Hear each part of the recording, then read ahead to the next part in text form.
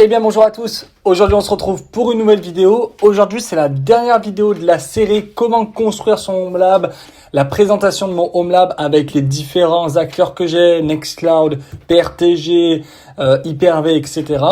Aujourd'hui ce qu'on va faire c'est que je vais pas vous présenter quelque chose, c'est que je vais vous montrer comment construire votre premier Home Lab, voilà comment vous pouvez monter un peu le système, etc. Pour pouvoir commencer à monter votre premier hyperviseur, sur quel matériel, quel système utiliser pour la virtualisation, etc.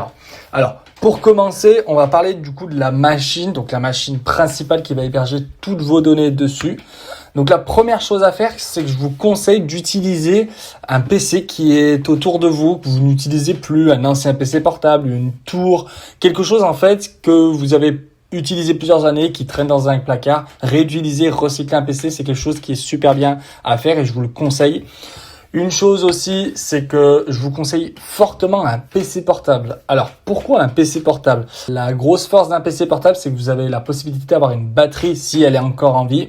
En cas de coupure courant, vous avez toujours quelque chose qui prend le relais au cas où. Ça vous évite de racheter un UPS, d'acheter un onduleur, etc. C'est quand même quelque chose qui est assez sympa.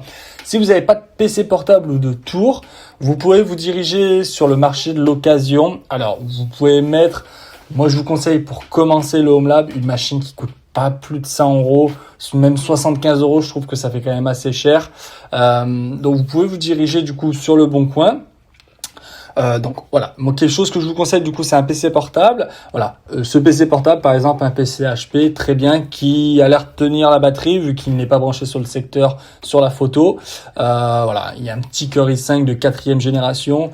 4 Go de RAM, bon, c'est un peu limite 4 Go de RAM, mais bon, pour commencer, vous pouvez prendre ce PC-là, ça vous coûte 50 euros, c'est pas grand-chose.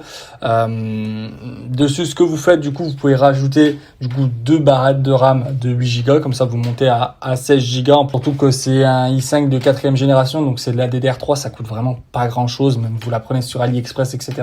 Ça coûte vraiment pas cher.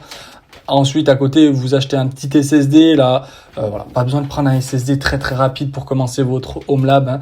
Vous prenez ce SSD là, un 480 Go, ou si vous voulez un 1 Tera à 71 euros, ça fera très très bien l'affaire. Même vous pouvez conserver le disque dur de base sur la machine. Alors, le problème du disque dur de base, c'est que je vous conseille quand même d'avoir un disque dur système et un disque dur où vous mettez vos VM. Le problème, c'est qu'il suffit que quand vous travaillez dessus, que Windows charge, ça va ralentir toutes vos VM, etc. Donc, bien segmenter un disque dur qui fait le système d'exploitation et un disque dur où vous hébergez toutes vos VM dessus. C'est très bien. Ça vous fait un petit Home Lab aux alentours. Si on compte 50 euros l'ordinateur, 30 euros de barrette de RAM et 40 euros de disque.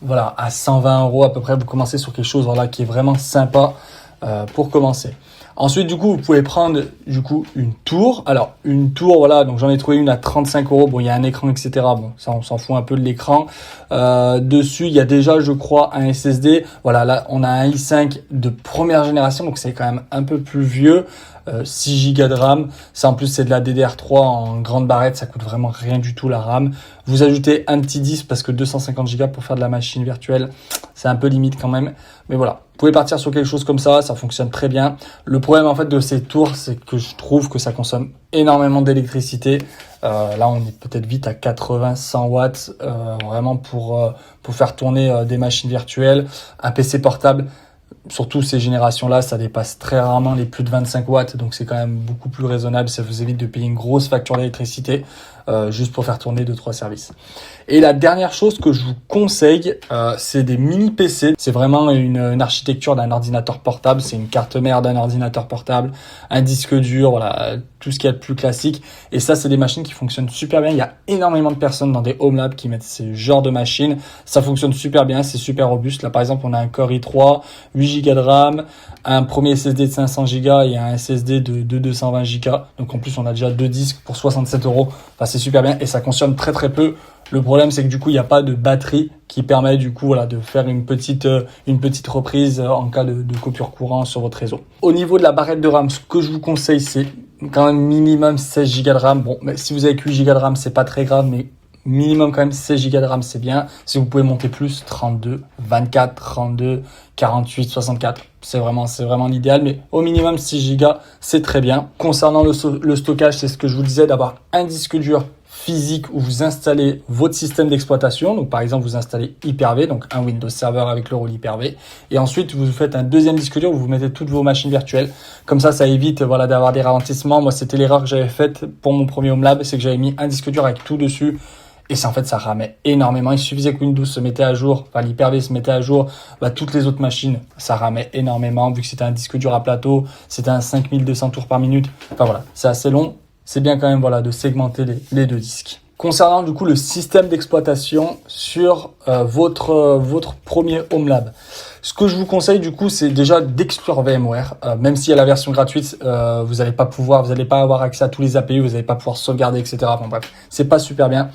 Vous avez du coup deux choix, moi je trouve qu'ils sont bien. Vous avez Proxmox qui est super bien, vraiment c'est un outil qui fonctionne très bien. Et vous avez du coup Hyper-V, du coup côté Microsoft, qui fonctionne aussi super bien. Personnellement, moi j'étais parti sur Hyper-V parce que la technologie qu'on utilisait en entreprise était Hyper-V et je voulais me perfectionner un peu sur l'outil.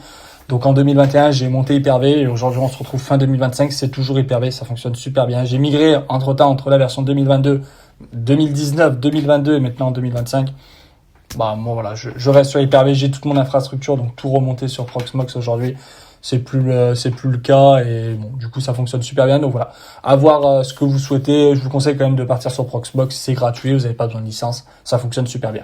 Après, ce que je vous conseille, c'est de mettre en place des bonnes pratiques. Donc dès le départ, en fait, c'est commencer à réfléchir à une solution de sauvegarde. Donc comment sauvegarder vos données. Si vous souhaitez monter un deuxième HomeLab où vous répliquez vos données dessus, si vous souhaitez mettre sur un disque dur, voilà. À vous de voir. Si vous commencez à mettre de la donnée sensible et que le premier hôte tombe en panne, c'est quand même bien d'avoir une solution qui repart directement. Comme ça, vous n'avez pas de coupure de service. Donc, mettre un deuxième hôte. Sinon, si la perte de disponibilité ne vous gêne pas, vous pouvez du coup tout sauvegarder sur un disque dur. Mais du coup, ça veut dire que si ça crache, vous êtes obligé de changer le disque, réinstaller, réintégrer les VM. Vous allez avoir, voilà, je sais pas, 6, 7, 10 heures de coupure sur votre HomeLab. Si ça vous dérange pas, vous pouvez faire comme ça, mais bien réfléchir à une solution de sauvegarde. Sur Proxmox, vous avez du coup Proxmox Backup Server qui permet de sauvegarder directement sans installer un logiciel. Sur Hyper-V, vous êtes obligé du coup d'utiliser Vim ou un autre logiciel, Hyper Backup, Backup Assist, vous en avez plein d'autres. Pour ma part, j'utilise Vim, ça fonctionne super bien. Ensuite, quelque chose que je vous conseille énormément, c'est de documenter tout ce que vous faites. Vous faites un petit Notion ou voilà, vous faites un petit wiki, etc. en interne et vous documentez tout ce que vous faites. Déjà, de 1, pour l'apprentissage, c'est super bien. Si vous avez besoin de ressortir les docs plus tard, voilà, c'est toujours super utile. Donc, je vous recommande fortement de documenter. Une troisième chose aussi que je vous conseille, c'est de mettre à jour régulièrement. Si vous installez quelque chose, je sais pas, un Image, PRTG, un Vim, etc., suivez régulièrement vraiment les mises à jour. Ne laissez pas des vieux outils tourner. Même au niveau de l'apprentissage, c'est pas super bien. Donc, si vous montez votre HomeLab, question de sécurité, regardez bien les mises à jour et mettez à jour le plus régulièrement possible votre HomeLab.